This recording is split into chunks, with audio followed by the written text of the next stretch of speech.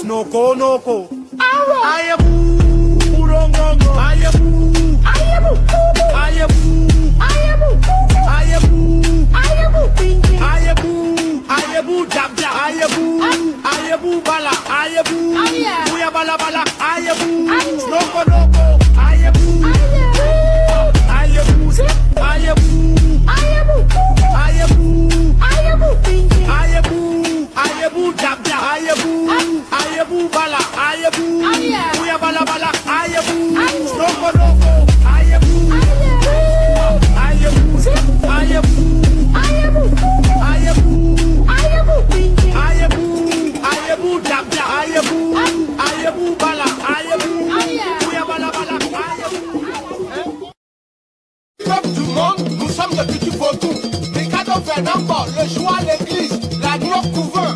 Moi, Mijo, moi, Minono, nos filles, c'est notre monde de vie. Même les Hole Odo, Bodo, Pinawaïnu, Bono Anoton, Bono Blomido, et Wase Vodou Dajobo, Afutu Tumli, Mungape Baku, à trajectorie, Yaga Vodou Anoumli, Amima Vodou Anoumli, Vodou Anoumli, Bope Bofibi, Ateja Misa Romeo, Mino Sapataou, Bono Lutaou, Mino Abochebu, Bono Kaka, Benele no Lusatro, Bono Kaka, no Midiwa Vodou, Bono Humpeti, un santi, Bono Imita Vodou, Vodou yo, Pele Unsi, Misi Ndeyo, Medele no Ifado Nbo, Nbo, Ndegra, Payo, Ifadlo, Yahwenu, Vodou no, etc. Toko mi ton la jo, yo amo Vodou, Vodou Sankpere, Pose Mino, Medele Kunye, me onino, Vodou viwa.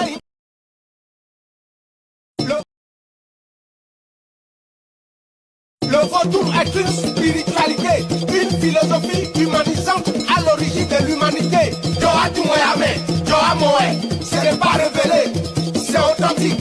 Ewe Sobo, Uwe Nemahu, Ewe Vodou, Awajawe Jopelo, Kakanya et Tupati, Sokono Togo, Kamie le Soukwe, Akilie le Soukwe, Webie le Tokwe, Kakanya Pendoleti, Sotagewa Kulumibo, il est soiré. Apakou, Aligonu Mine, Amomio.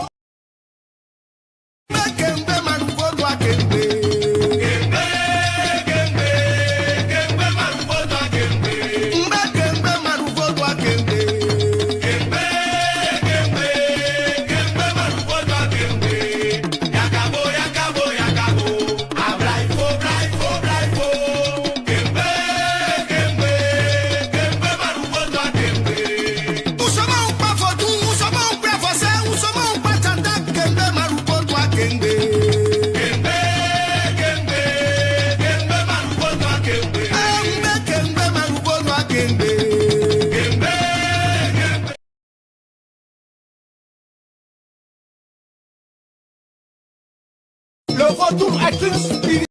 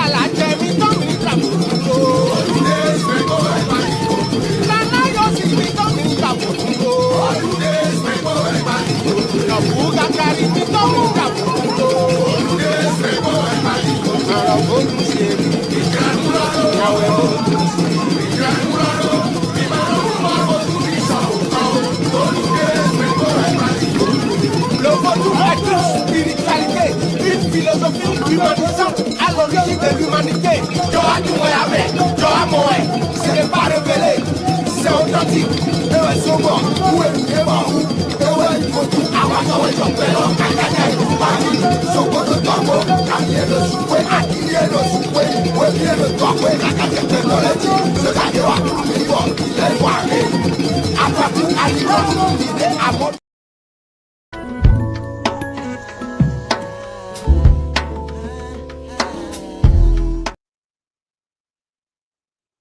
Honor and respect, honor and respect, honor and respect. Divine all blessed greetings and salutations. It is another edition of Revolutionary Hoodoo, New Orleans Voodoo Secrets and Recipes. Power, produced, promoted, sponsored, and supported by NOIVD. New Orleans International Voodoo Day.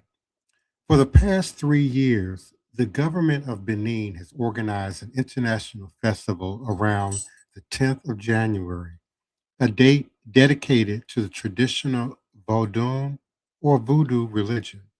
On this occasion, followers from all over the country and elsewhere in Africa and around the diaspora gather in the coastal city of Ouidah, Benin, known as the world's spiritual capital of Voodoo. And it is from this powerful event that we now are celebrating our third annual New Orleans International Voodoo Day, again inspired by National Voodoo Day in Benin and led by our local Black community members. New Orleans International Voodoo Day is a day of collective remembrance and spiritual reparation that is preceded by a symposium, an Afro-ecology exhibit, and includes a procession to monuments and sites of slavery in New Orleans, a ritual to account for and seek absolution for the city's and the country's participation in the institution of slavery, in homage to those ancestors who suffered through and survived the transatlantic slave trade. Honor and appreciation for the achievements of those who came out of this oppression. 2 days, May 23rd and 24th, Saturday and Sunday, May 23rd and 24th, 2026, 2 days for education, creative expression, elevation, cultural exchange, and above all, healing through authentic Vodou traditions handed down through generations. We offer a path to healing from the ongoing ramifications of slavery and racism in the United States. And we continue to invite and enjoy your support, participation, volunteership, donations, and certainly your sponsorship by visiting us, signing up with us, gaining more information by visiting www.vodouday.org, www.vodouday.org for always upcoming updated information as this event continues to grow. More countries, regions, and communities are signing on and coming on board.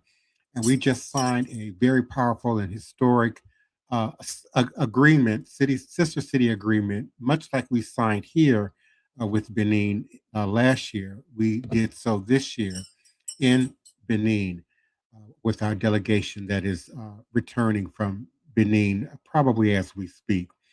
We are also thankful for your continued support and participation in the live chat Monday through Friday, 9 p.m. U.S. Central Standard Time on a social media platform near you or by way of our QR code, which can be found in the top right corner of your screen. We certainly are grateful for your participation and support. Apostle Hudson, 1963, love and light to you and yours. Our beloved community member, Daniel Neal, we certainly appreciate you and yours. Love 1901, thank you so much for your participation and support.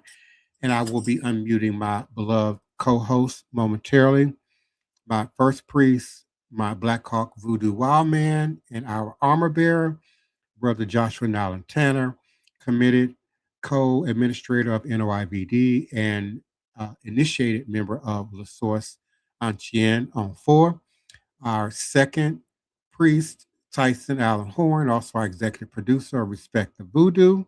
No matter what you do, respect the Voodoo. He is also an initiated member of my house as well as La Source Ancien on 4. and our beloved Queen Mother, Sister Toni Martinez, community activist, community educator, community mother, and I like to say community agitator. She will shake things up. And certainly we love and appreciate the support and attendance of Elder Reggie Green Soap, the leader and founder of Shrine of the White Cloth, also committed co-administrator of NOIVD, New Orleans International Voodoo Day. And certainly keeping in theme with Voodoo Days annually in January 10th in Benin. This is their third year. We will now be celebrating and acknowledging our third year, May 23rd and 24th. And so we speak of Carnival, we speak of Mardi Gras Day, we speak of the ancestral masquerades that rise from the red earth of West Africa, the deep forest of Central Africa, the salt water of the Middle Passage, and the streets of New Orleans. We are not speaking of entertainment. We are speaking of survival. We are speaking of memory. We are speaking of a spiritual technology older than the empire, older than colonization, older than the very languages we use to describe it. Carnival is not simply a season, it is a portal. Mardi Gras Day is not simply a holiday, it is a crossroads. And the ancestral masquerade is not simply a costume, it is a vessel, an embodied prayer, a living archive, a walking altar carrying the breath of those who came before us. To understand this, we must begin where all things begin, with the ancestors. The ancestors, the first masquerade. In West and Central Africa, the ancestors are not abstract ideas. They are active forces. They are guardians, witnesses, and participants in the life of the community. They are the ones who built the roads we walk, the ones who held the knowledge, the ones who endured so that we might exist. And when the ancestors appear in masquerade, whether as Egungun in Yoruba lands, Zombeto among the Bear peoples, the Mako Jambis in the Caribbean, or the many mass societies of the Congo, they come with purpose. They come to cleanse, to correct, to bless, to protect, to remind the living of their responsibilities. The masquerade is not a performance, it is a visitation. The mask is not a disguise, it is a doorway. When the dancer enters the mask, the dancer steps aside. The ancestors step forward. The community recognizes this. The land recognizes this. The spirits recognize this. And the masquerade becomes a moment where the living and the dead breathe the same air. The Middle Passage carried memory in our bodies. Science has now demonstrated that ancestral memory survives in the blood, in the DNA, through ancestral memory, at least 11 generations. And when our people were forced across the Atlantic, chained in the belly of ships, stripped of language, land, and name, the masquerades could not come in their full forms. The mask could not be carved. The sacred cloth could not be woven. The societies could not gather in the open. But the memory survived. It survived in the body, in the hips, in the drum patterns, in the call and response, in the instinct to cover the face, to paint the skin, to move in ways that are not simply dance, but invocation. It survived in the refusal to forget. And so in the new world, the masquerade adapted. It hid itself inside new forms. It whispered through Congo Square. It pulsed in the ring shout. It lived in the Mardi Gras Indians, in the baby dolls, in the skull and bone gangs, in the stilt walkers of the Caribbean. in the Junkanoo rush of the Bahamas, in the Junkanoo of the Carolinas. And everywhere our people landed, the masquerade rose again. Because the ancestors do not die, they transform. New Orleans is one of the great crossroads of the African diaspora. Here, Western African, Central African, Caribbean, indigenous, and European traditions collided, blended, resisted, and reemerged as something entirely unique. Carnival in New Orleans is not simply a party, it is a spiritual season. It is a time when the veils thin, when the city becomes a stage for ancestral memory, when the streets themselves become altars. Mardi Gras Day is the high point of this season, the moment when the masquerades take over the city. On that day, everyone becomes something more than themselves. Everyone steps into a role, a spirit, a story. Everyone participates in the ancient practice of masking, of transformation, of ritual inversion.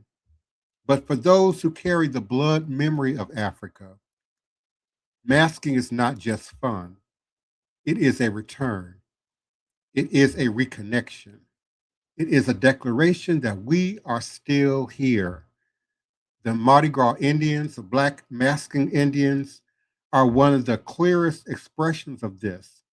Our suits are not costumes. Our suits are shrines. They are prayers sewn bead by bead, sequence by sequence, feather by feather. They are acts of devotion, acts of resistance, acts of remembrance. And when a big chief steps out on Mardi Gras morning, he is not simply showing a suit. He is carrying the weight of his ancestors, the memory of maroon communities, the legacy of survival. He is embodying the warrior spirit that refused to bow down. And today, when we gather for Voodoo Day in Benin, or for New Orleans International Vodou Day here in the Crescent City, we are participating in a global reconnection. We are stitching the Atlantic back together. We are acknowledging that the same spirits who walk in Ouida walk in Treme. The same ancestors who rise in Albany rise in Congo Square. These celebrations are not separate events. They are two ends of the same river. Voodoo Days honors the source, the birthplace of many of our traditions, the land where the masquerades first danced, where the spirits first spoke, where the ancestors first shaped the world. New Orleans International Vodou Day honors the transformation, the survival of those traditions through enslavement, colonization, suppression, and misunderstanding. It honors the creativity of a people who refuse to let their spirits be silenced. Together, these celebrations remind us that the masquerades is not bound by geography. The ancestors travel, the spirits travel, the culture travels, and wherever we gather with intention, with respect, with authenticity, the masquerade can rise again. In our modern world, the ancestral masquerade still carries power and purpose. It teaches identity in a world that tries to erase us. It teaches discipline in a world that encourages distraction. It teaches community in a world obsessed with the individual. It teaches reverence in a world that forgets the sacred. When we mask, we are reminded that we are not alone. When we dance, we are reminded that our bodies carry history. And when we call the ancestors, we are reminded that we stand on the shoulders of great and mighty giants. The masquerade tells us you are the continuation of a story older than the ocean. You are the living altar of those who endured. You are the proof that the Middle Passage did not break us. You are the future the ancestors dreamed of. And in my closing invocation, as I invite my beloved co-host to begin to unmute, so as we move from Voodoo Days to Mardi Gras Day, from Carnival to New Orleans International Voodoo Day. Let us remember the mask is a prayer, the dance is a testimony, the celebration is a ceremony, and the ancestors are always watching, always guiding, always rising through us. May we honor them with our actions. May we honor them through our creativity. May we honor them with our courage. May we honor them with our joy. But when we mask, when we dance, when we celebrate, we are not simply participating in tradition. We are keeping the world in balance. We are keeping the spirits close. We are keeping the memory alive. And in doing so, we ensure that the masquerade, our oldest teacher, our oldest protector, our oldest companion, will continue to walk with us, generation after generation, from the red earth of Africa to the streets of New Orleans and beyond. AYIBOBO, Bilolo, Ashe, Asheo, and Ashe. And I'm going to add, Mare Kudifayo, Indian Red, Indian Red. How y'all doing? Good evening. Yes, good evening. Hello, everyone. How y'all doing? Good. Okay, so Divine Prince, can I ask you a question? When you're talking about Carnival as a portal and Mardi Gras as a crossroads, what does that mean to the people who may only know, the New Orleans in this time frame as a party season? Can you expound on that? Certainly, I certainly would have allowed Brother Reggie to answer that, but Brother Reggie as well. Yeah. it's a multi-layered event. I often tell my students, my godchildren, my initiates, that I teach in an onion. The solid part starts and forms at the center, and then you build a foundation, and you layer by layer, you add an extra layer of understanding, another dimension of understanding. So most tourists, most visitors, I dare say many locals today, only understand Mardi Gras Day, typically as a one-day event, or the several parades sort of leading up to it, without really understanding the multi-layered facets of masquerade, masking, if you will, that show up as a part of Mardi Gras, but also as a part of Carnival, but have very distinct and I would say separate roots, but they become the crossroads here in New Orleans because like the gumbo, many things get sort of mixed in, thrown together, spiced together, seasoned together, and often to the untrained eye, uh, you're not grasping the totality of what's happening. Once you're trapped on St. Charles Avenue early on a Mardi Gras morning, it's quite difficult, if impossible, to get to the communities, the neighborhoods, uptown, downtown, West Bank, where the Black masking traditions are actually taking place. The Skull and Bones, the Baby Dolls, the masking Mardi Gras Indians. The Skull and Bones come out in the dark, usually between 3 and 5 o'clock in the morning. So let's say you find your way there. Okay, so once you make it there, you're basically locked into that community for several hours, if not for the remaining portion of the day, because now the baby dolls are coming out, as well as the guests, the tourists.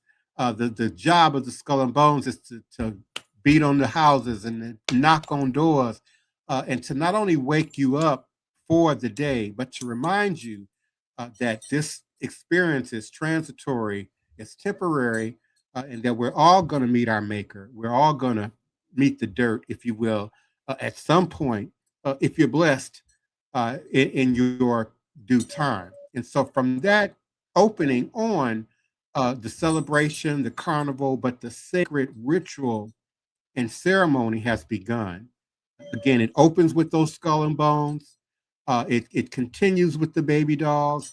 It is further reinforced with the presence of Black masking culture, which is not only a Mardi Gras Day event, but then comes back on Downtown Super Sunday, Uptown Super Sunday, West Bank Super Sunday, on St. Joe night, which is a whole nother podcast unto itself of multi-layered, multi-coded language.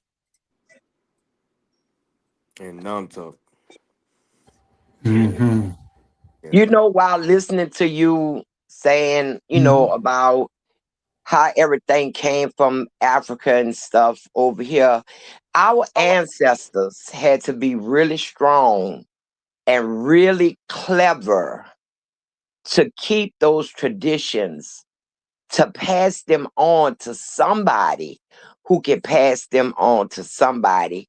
Because in my studies, I know when Africans came here or went to a plantation, they usually were by themselves, the only African introduced to the plantation. And the other enslaves, they had been slaves for generations, some of them, and had mainly forgotten that. And they saw that as something strange and something to be feared because they had been introduced into Christianity, if only by word of mouth. And in order for our people to still have that and pass it on, they had to be incredibly smart, incredibly dedicated. They didn't just, it was something they lived and would give their life for. Because most of the time, if they were caught, they would get punished severely. And that they found one other person that would actually listen to them and pass it on. I think back on how on Roots, Kunta Kinte taught Kizzy a few words, and she passed those words and traditions that he told her as a child onto her children and grandchildren. I mean, that, to me, that's just amazing. It is. I want to ask brother Joshua. When you and Divine Prince are masking Indian, like, we touched based on it on one of the other podcasts, but you know what are you feeling when you putting that headdress on, when you putting them feathers on, and you're putting on the suits? um what do you physically feel like? And I guess that could speak to the altar itself. When Divine Prince is talking about it's an altar, and these suits are altars. Can you talk about that a little bit? Yeah, it's more of a liberation. That's what you're feeling. Like spiritual liberation, where you're actually able to express from a spiritual point of view your ancestors' struggle, their fight, their resilience to carry culture forward, to tell their stories, to be alive, to be who they are, to come alive, to be in the moment. That was the moment that they were actually created and from out of suffrage to be able to express themselves. So it's it's uh it's a lot to carry forward. So it's like you have to. It's not about. It's not really. It's you're feeling what's happening in there, and who's coming forward, and like the people, the community. You see all that's happening at the same time. So it's not about. It's a collective movement that you're a part of, that you walk in, and that you carry forward, and that you demonstrate in a way where you want to bring people in the community together in love and unity to celebrate our past, our future, present, and future. Um, so it's a lot of things, man. It's a very beautiful thing, I must say. Being my 10th, what I think first year I mass was 2016, so this would be 2026 would be 10 years Wow. um, that I've been a part of this culture in some shape or form. If I'm not on the street or helping or within the community or outside of the community. From outside of the community, I've always sown, and always I find myself a part of that, with me not being here presently in New Orleans, because I have been traveling and doing other work outside of the city too throughout my years. But now that I'm back here and returned back last year, it's very it's a thing that I think is continually to move forward, and I'm glad to see it. A lot of the youth is starting to jump on it and actually be a part of it and actually take it serious, because it is a serious feat and a serious responsibility. I see. And Elder Reggie, can I ask you a question too? I know I'm asking a lot of questions tonight, but you know, this is one of those things where I got to ask the culture bears. Yeah. On some of my trips to Africa, I've noticed a lot of similarities in us as a people. You know, from what I see, you know, in New Orleans or in Miami or New York or wherever in our communities, and in the villages that I see similarities, but speaking on the carnival and the masking, when you've gone and you make your pilgrimages to Africa, what similarities do you see from what goes on in carnival or what goes on in Mardi Gras here to what you see in the motherland? Yeah, great question, Brother Horn. Good night, Divine Prince. Excellent topic. Sister Toni, Brother Joshua, and the collective audience. Brother Horn, that's a good question. But I have to set it up like this, just to try to give it some nuance and then I could bring it in. And what I want to talk about a little bit, and you could relate, Brother Horn. And what I want to talk about is secret society. It is defined as an organization that operates with a level of secrecy regarding its activity, memberships, and sometimes even its existence.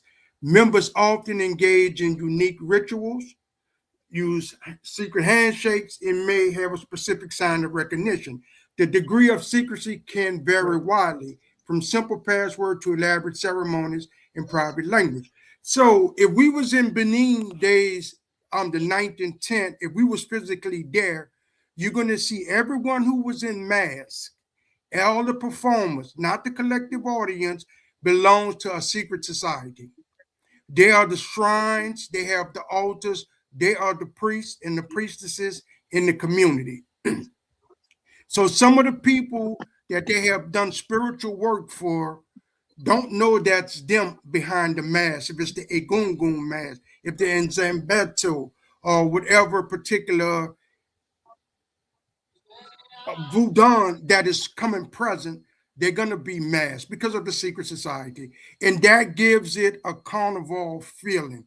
Even when you bring it back to New Orleans or Mobile, Alabama, secret society started the Mardi Gras generations in New Orleans. Even when you talk of the Mardi Gras Indians, it was started by secret societies in the Seventh Ward. These was all, at the time, there was all men, social and pleasure groups that raised funds for burial, to help feed the homeless, even to start churches and schools. And because of that, and they wanted to give to the public as a whole, they didn't always want people to know who they were. So they brought in the mass. Mass tradition's been around since Egypt days, but men's societies bring it in because they're not looking for hoorays and flowers all the time. They want to do stuff, but then the next day they want to just be their normal selves. And that is the parallel that I see. Now in 2025, it may not be societies as cohesive as back then, but that is the premise of how this come together. And that's from my perspective. And you're right, Elder Reggie, because when I was young and in the 60s and in the early 70s, the masking Indians was a secret society. Yes. You didn't go to their practices. You didn't go in their house when they were sewing their suit.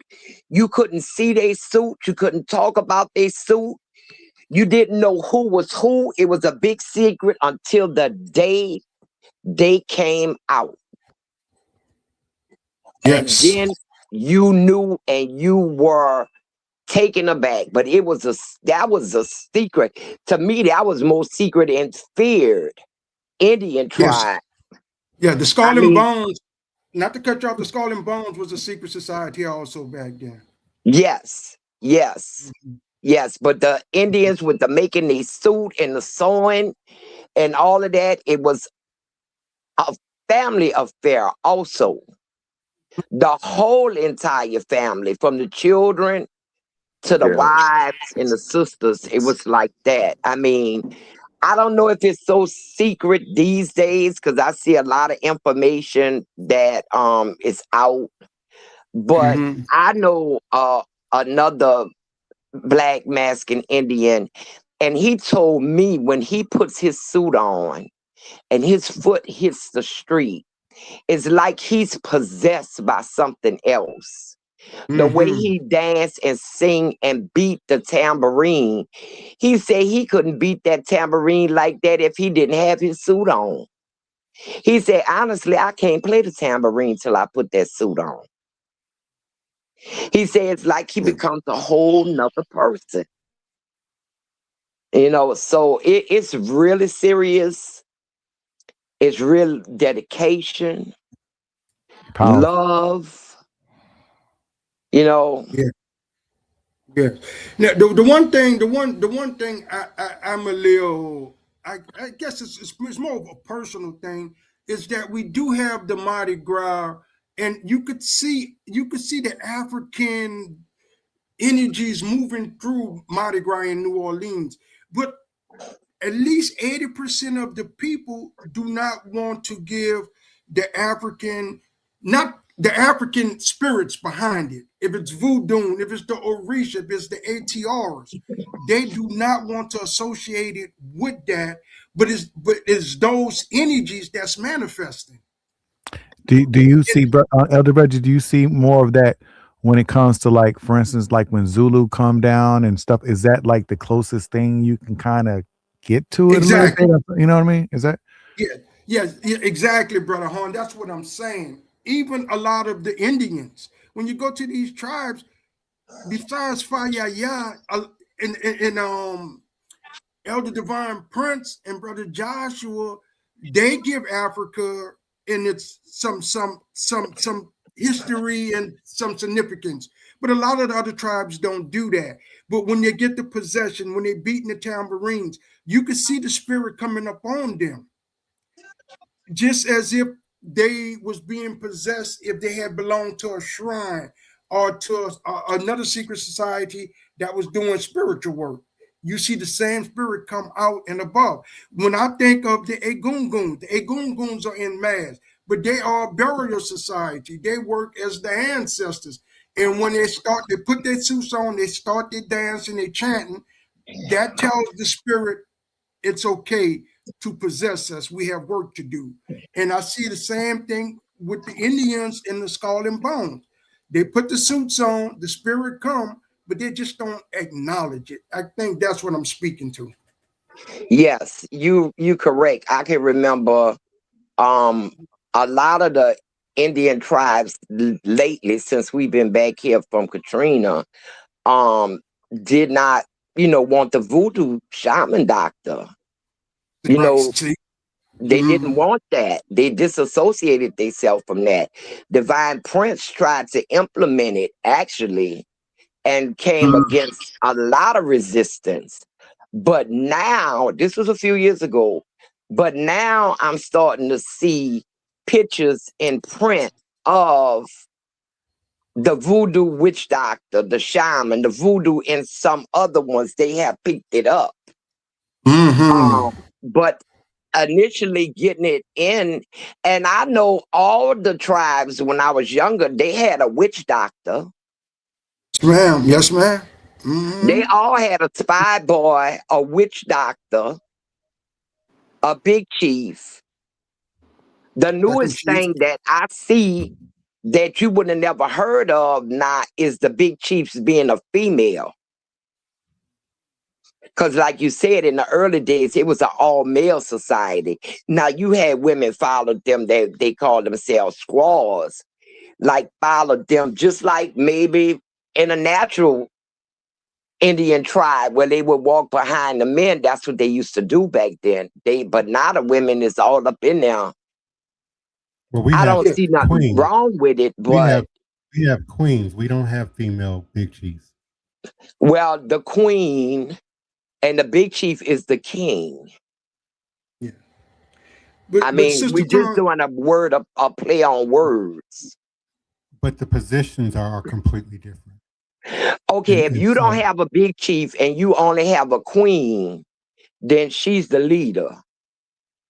but there are And that's no something you would have never legitimate, seen there before. are no legitimate Black masking Indian tribes that are led by female. And that's another thing. They have a lot of rogue tribes now. A lot of rogue Indians. That was something that I didn't come across until lately. But I think Mhm. unless we steady keep hammering it in, when we teaching the youth how to make the suits and how to sing the songs, we have to tell them why and where it comes from. We have to do that. It's useless. And I think that might be the reason why you see in a lot of what Elder Reggie was saying, a lot of people that been trying, I guess, been going away from the voodoo element or whatever in their, or African element in their suits, just because I guess they've been trying to hold on to the Indian stories and the traditions from whence, in terms of the Mardi Gras element of it, and here in Louisiana, how it came out of, the maroon camps and the paying homage to the American Indians that came in and helped, and the American Indians that was enslaved here first, prior to the Africans getting here, and the things that they went through. So I think that's their motivation. I can't speak for another man or another Indian, but I think that that might be what it is. But I think we'll see what happens this year, man. Because Yeah. I know we got some elements coming out that will include a lot of that, and That's good. Let me ask you, brother That's Josh, good. before we wrap up, and let me ask you, for somebody that might hear this, come across it yeah, when you're in New Orleans, and you just may be there. Like, let's just say I came from St. Louis or something like that, and I land in New Orleans, and I'm staying in a hotel on near Bourbon Street. yeah. What would you recommend that someone who wants to see some of the more African oriented aspects of Mardi Gras and masking and stuff like that? Elder Reggie, Justice, about like where would you recommend that they go? Like, what are some places you could say, listen, you need to definitely check out this street or that street? Because I know that there's different. Mardi Gras is different. You could go to a whole different type of vibe in the Mardi Gras, that type of carnival season there, depending on where you go. Tell them go to Back Street. Back Street. Go to Back Mm-hmm. Street. They'll see a lot of Indians there and a lot of different influences of Indians there, different suits, uptown Indians, downtown Indians, a lot of Indians that will be, a lot of old time Indians that will be there, baby dolls, and you will see everybody. Most of the cultural bearers will be right there, coming through there and paying homage to that back street. 'Cause Back Street is a museum that actually pays homage to the masking Mardi Gras Indian culture. Has been doing it for years. Led now by I forgot her name, but her father was a was an Indian, and he has passed on now, but he has let Is it Montana? Tootie not Montana? my not Tootie, but of course Tootie Montana, but no, the Back Street. Oh, The owner of oh, Back Hall, Street, Hall. Hall, Sylvester Hall. Yeah, yeah. Sylvester Hall. There you go. Mm-hmm. He was the initial owner of that. His daughter's now the owner of it now, and she's still leading forward and doing great things in the community and keeping things true to tradition. So I would say, if you want to see that, something that's true, tried and true, Back Street. To me, it's from Orleans and Claiborne to Esplanade and Claiborne. You got to Go ahead, walk that Sister whole Toni. thing. You got to walk the whole thing. Yeah. Yes, indeed. It's a real carnival when you walk that whole strip from Orleans to Esplanade down Claiborne to Hunters Field. Mm-hmm. When you get to Hunters Field, where the original Indian wars used to be All fought, right now. Mm-hmm. where they used to actually fight each other. Yeah, physically, Mm-hmm. right. Get to Hunter Fields, but Back Street, the Treme area, which is included in that Treme, is Orleans and Claiborne down the Esplanade to Hunter's Field. That's the route I would take, and just walk under that underpass the whole route, and you're gonna get a little bit of everything. Yeah, and y'all talking about Backstreet Cultural Museum. That's right there in Treme. Yeah. Mm-hmm. That's where brother Joshua was talking about.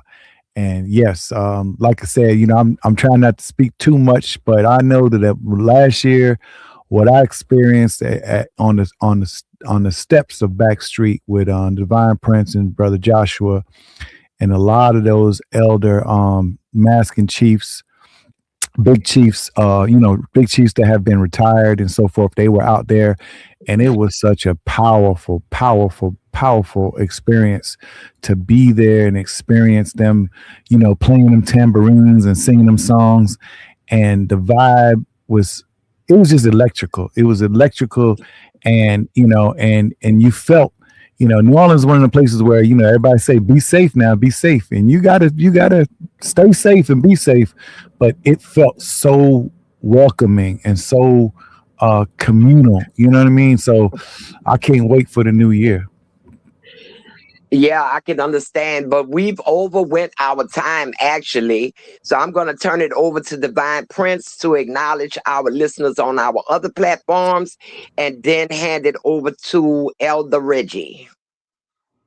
We're always Divine grateful Prince. for our Facebook participants, from my page, Sister Val's page, Elder Reggie's Shrine of the White Cloth group and page, certainly from LinkedIn, YouTube, Twitter, X, and we're always appreciative of those who come and listen and participate from Instagram. Jay Rose, we certainly appreciate you. Apostle Hudson One, greetings and salutations. Hey, Zachary's girl, I believe. Thank you so much for coming through. Tree Nam, we certainly appreciate you. Josh Watson and the Ula Mala Band, thank you for coming through. Cargero, we certainly appreciate you.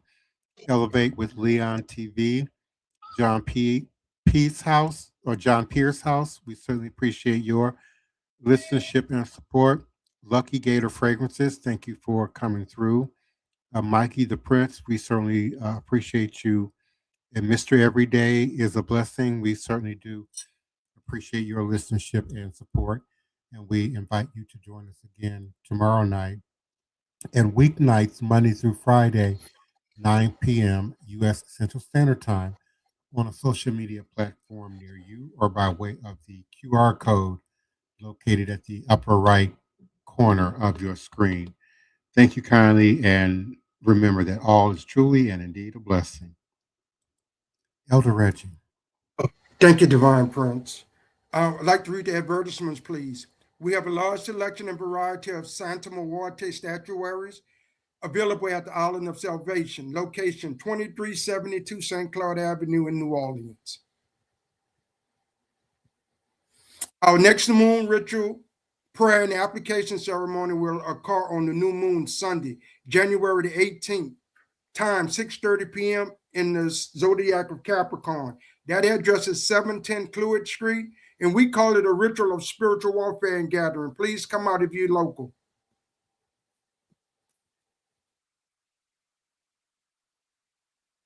Before I read Lest We Forget, and I am so appreciative being that Divine Prince and Brother Joshua are voodoo practitioners, voodoo priests, and masking Indians.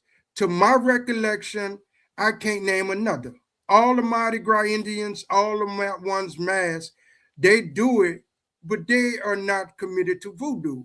And none of them are not priests. So I am happy to be a part of NOIVD. I'm happy to be a part of Divine Prince and Joshua in the work that they're doing, because New Orleans need more Mardi Gras Indians, baby dolls, and the likes to really wear two hats and still be a part of the New Orleans voodoo scene.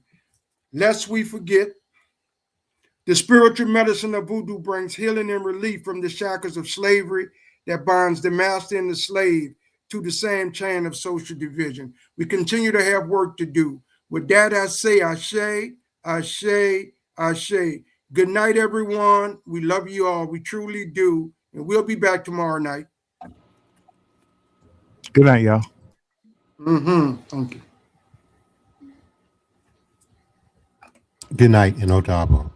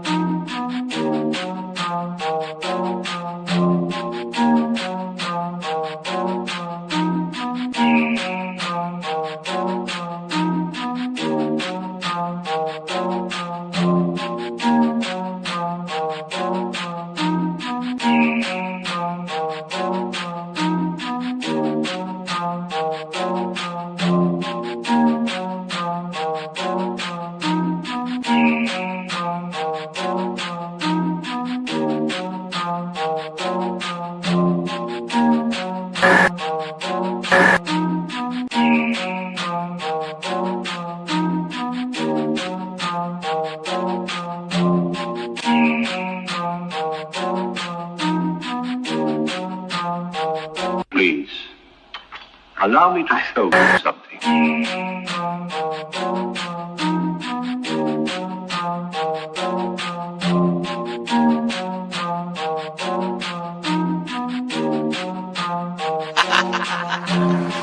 They say I'm crazy, and that might be True, I got this right in my DNA. Yeah, I'm coming for you. It's time we turn the tables, flip these motherfuckers on you. I wanna see you hanging from trees. It's time you pay for your dirt and your showtime. You created the monster, you created the beast. Now all this savagery you just gon' reap. I'm coming home, daddy, to the plantation, and I'm taking the lives of everybody, including the children, on some Nat Turner. Do you hear that sound? It's about to go down. Unleash the beast, we about to tear this motherfucker down. Do you hear that sound? It's about to go down. Unleash the beast, we about to tear this motherfucker down.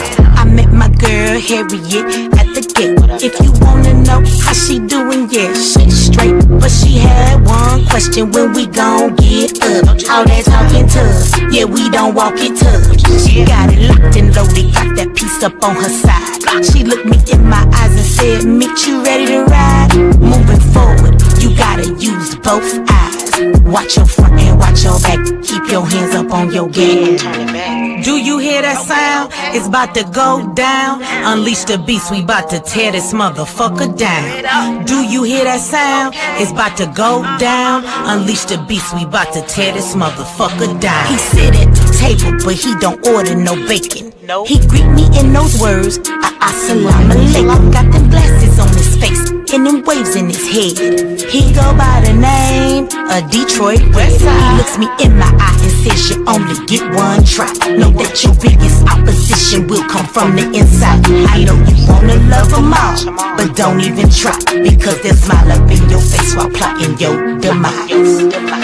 Do you hear that sound? It's about to go down. Unleash the beast, we about to tear this motherfucker down. Do you hear that sound? It's about to go down. Unleash the beast, we about to tear this motherfucker down.